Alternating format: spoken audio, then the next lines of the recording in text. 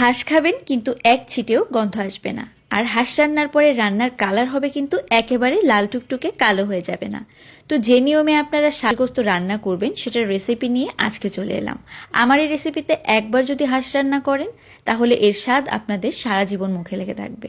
তো পেঁয়াজ কুচি দিয়ে দিলাম, প্রায় এখানে 4টা বড় পেঁয়াজ দিয়েছি, তার সাথে কাঁচামরিচ ফালিয়ে দিয়ে দিলাম 7-8টার মতো, আর দিয়ে দিলাম রসুন বাটা, আদা বাটা 3 টেবিল চামচ করে দিয়ে দিচ্ছি আমার পছন্দ মতো, মানে এখানে আমি 4 টেবিল চামচ করেছি, যেহেতু একটু ঝালঝাল করেই রান্না করব।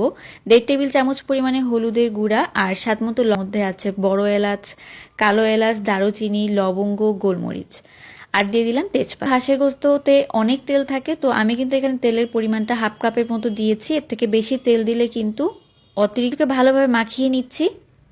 আর আমি যেখানে বড় এলাচটা ব্যবহার করলাম, এটা কিন্তু আপনারা অবশ্যই ব্যবহার করতে, যে একটা গন্ধ থাকে সেটা কিন্তু চলে যায়। অনেকেই এটা জানে না, ছোট এলাচ দুইটাই কিন্তু ব্যবহার করবেন, আর ছোট এলাচের পরিমাণটাও বাড়িয়ে দিবেন। হাঁস রান্নায় যদি একটু লবঙ্গ আর কিন্তু হাঁসের যে গন্ধটা সেটা কিন্তু চলে যাবে। রান্না করছি, এটা ছিল প্রায় 4 কেজি ওজনের একটা, কিন্তু এক ফোঁটাও গন্ধ ছিল না, আর হাঁসটা অনেক ভালো পরিষ্কার ছিল।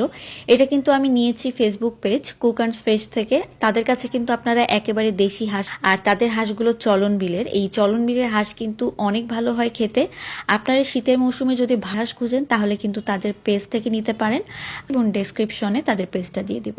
তো হাঁসটাকে এবার খুঁজতে হবে পানি ছাড়াই, আর এখানে দিয়ে দিলাম দেশি রসুন, শুকনা মরিচ গোটা গোটা করে।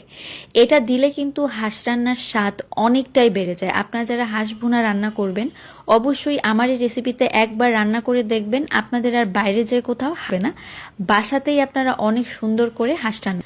তো আমি কিন্তু এখন দিয়ে দিলাম পানি, যেহেতু অনেকক্ষণ ধরে কষিয়ে নিয়েছি তাই হাঁসটাও কিন্তু অনেকটাই সেদ্ধ হয়ে গিয়েছে। আর এই হাঁসটা কিন্তু একদম দেশি হাঁস ছিল, বাসায় একদমই ফ্রেশ ছিল, যার কারণে নরম হয়ে গিয়েছে। আমি কিন্তু পানি দিয়ে এটাকে ঢাকনা ছাড়াই রান্না করে নিব। আর ঢাকনা ছাড়া কেন রান্না করেছি, কারণ ঢাকনা ছাড়া অনেক সুন্দর কালার আসে। আপনারা আমার এই পদ্ধতিতে রান্না করে দেখবেন। তো দেখতে পাচ্ছেন আমি কতটা ঝোল রেখেছি, এটা পিঠা দিয়ে খাওয়া হবে, তো একটু ঝোল রাখলে পিঠা দিয়ে খেতে সুবিধা হয়। তো এখন দিয়ে দিচ্ছি আমি এখানে ভাজা জিরা, আরও একবার ভালোভাবে নেড়ে চেড়ে মিশিয়ে নিচ্ছি। আর এই শীতের মৌসুমে আমার পদ্ধতিতে একবার হাঁস রান্না করে অনেক ভালো লাগবে। সবাই ভালো থাকবেন, আল্লাহ হাফেজ।